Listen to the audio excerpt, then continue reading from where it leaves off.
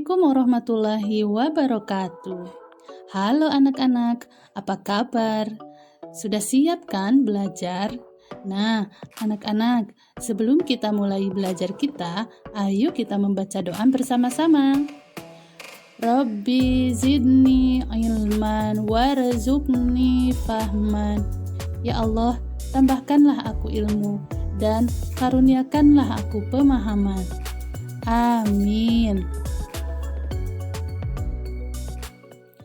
Anak-anakku yang soleh dan soleha, kali ini kita akan belajar tentang beriman kepada Rasul-Rasul Allah.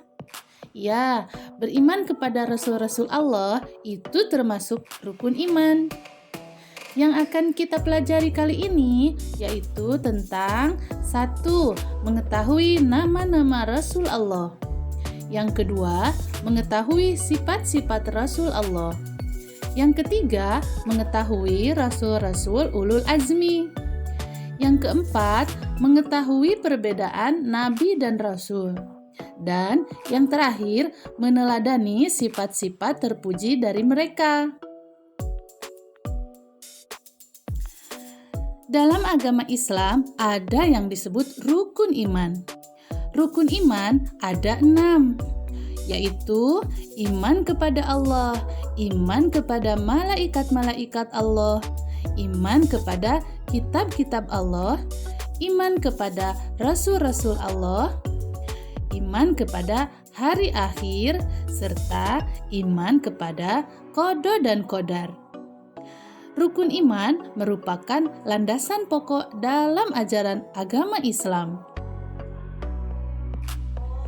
Sebagai seorang muslim, wajib mengetahui rukun iman, termasuk kita sebagai pelajar yang baik. Mempelajari rukun iman termasuk ibadah dan akan diberikan balasan yang baik oleh Allah. Salah satu rukun iman yang akan dibahas kali ini adalah iman kepada Rasul-Rasul Allah. Ayo kita simak bersama materi yang akan dibahas. Bahasan yang pertama yaitu 1. Iman kepada Rasul-Rasul Allah. Iman kepada Rasul-Rasul Allah berarti yakin atau percaya bahwa Rasul-Rasul itu adalah utusan Allah. Dan yakin bahwa Rasul-Rasul Allah itu ada dan diperintahkan untuk menuntun manusia ke jalan yang benar. Iman kepada para rasul tidak cukup hanya di dalam hati. Kita juga harus meneladani sifat-sifat terpuji para rasul.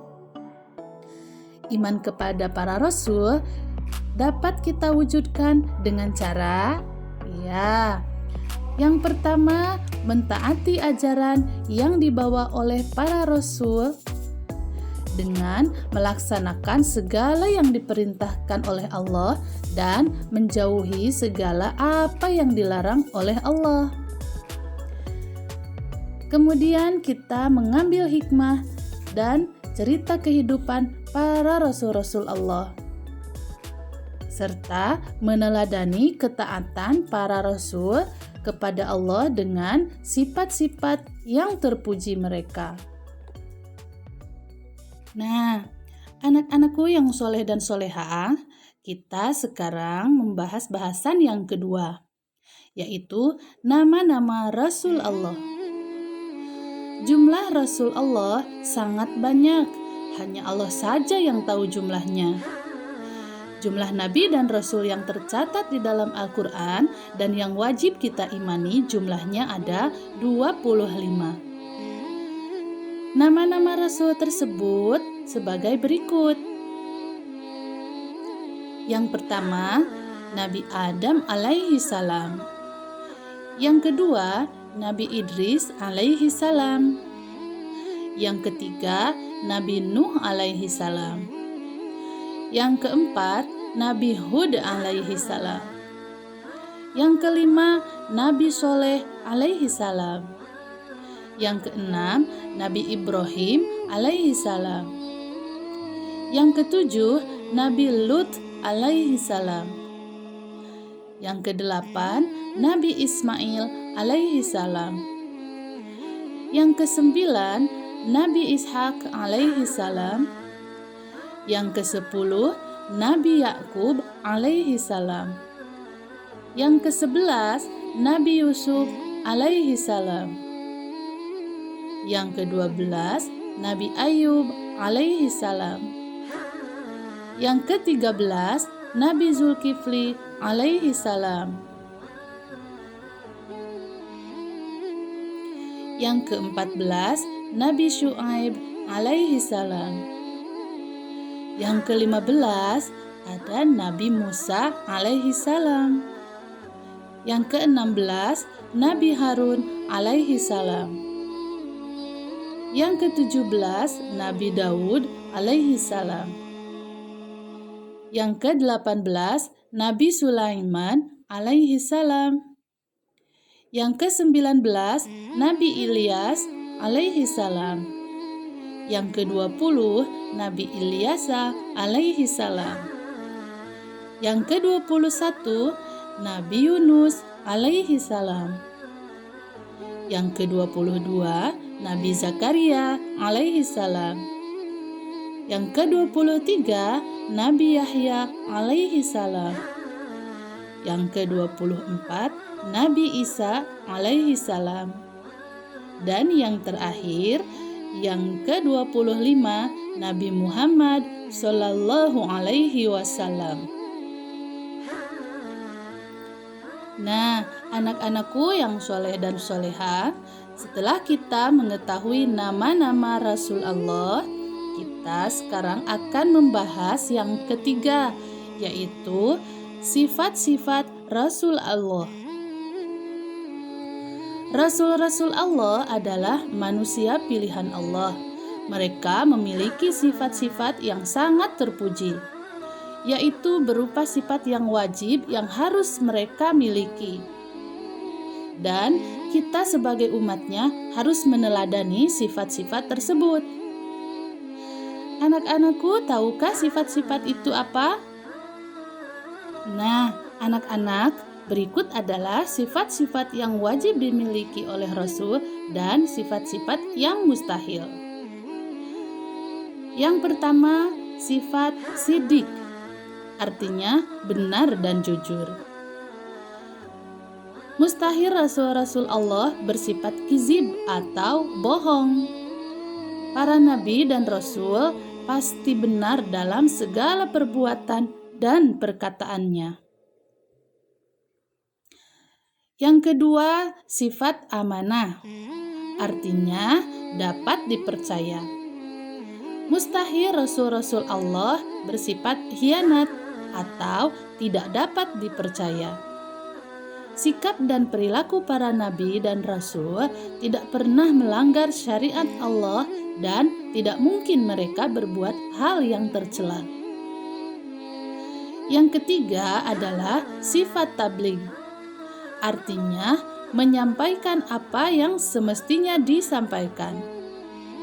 Mustahil Rasul-Rasul Allah bersifat kitman, yaitu menyembunyikan wahyu yang diberikan oleh Allah Subhanahu wa Ta'ala.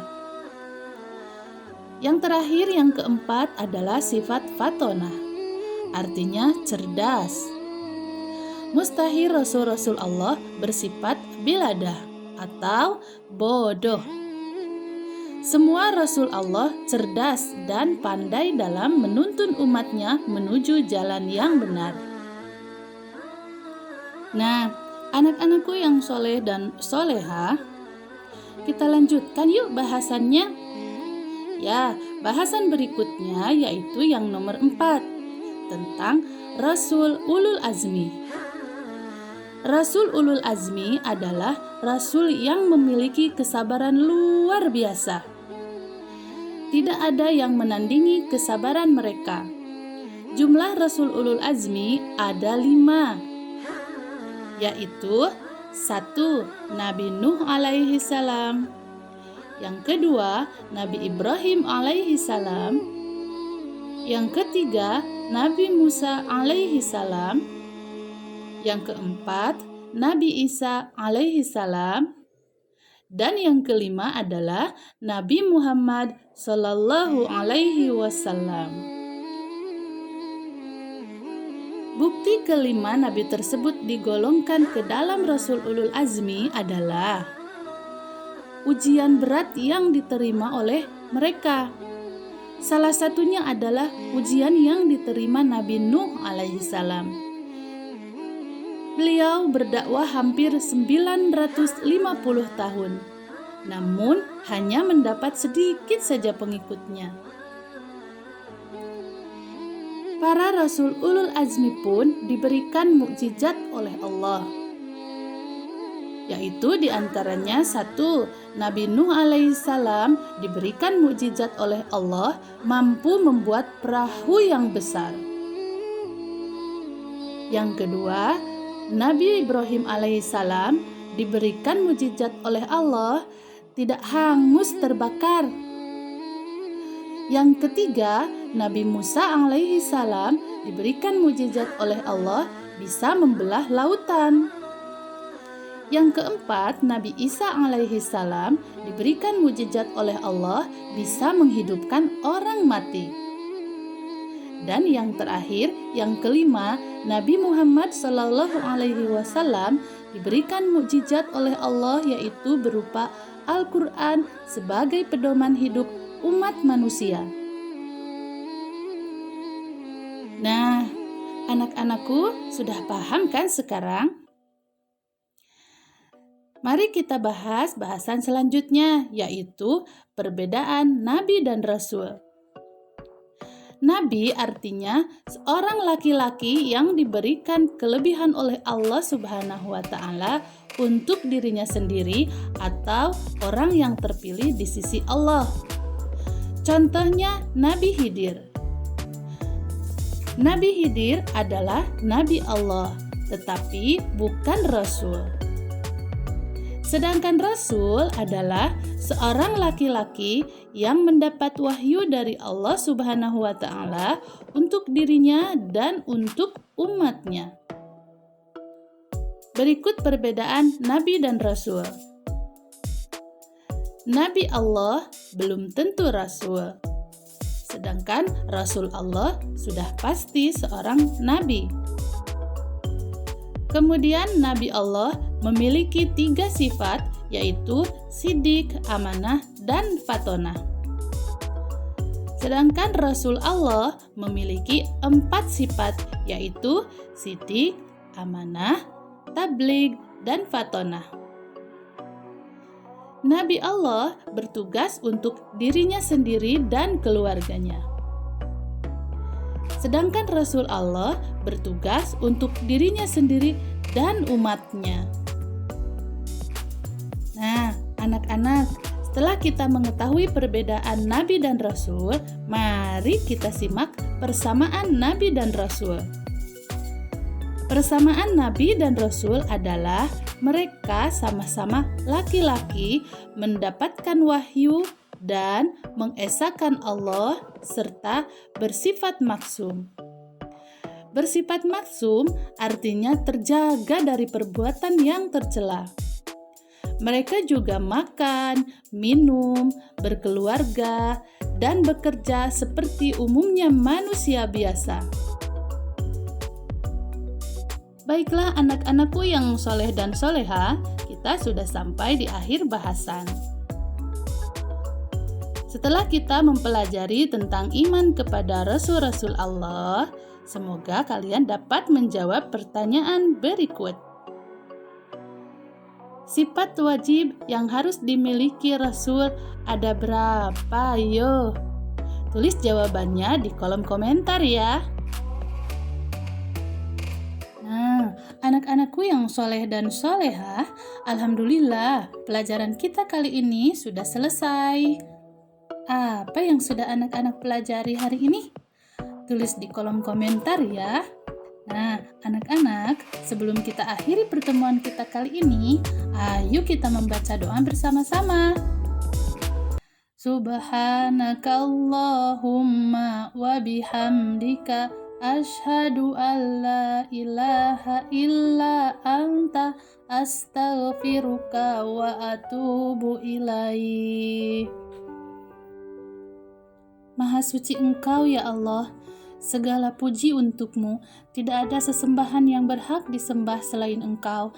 Aku memohon ampun dan bertaubat kepadamu. Amin. Wabillahi taufik wal hidayah. Wassalamualaikum warahmatullahi wabarakatuh. Sampai jumpa anak-anak. Terima kasih sudah menonton.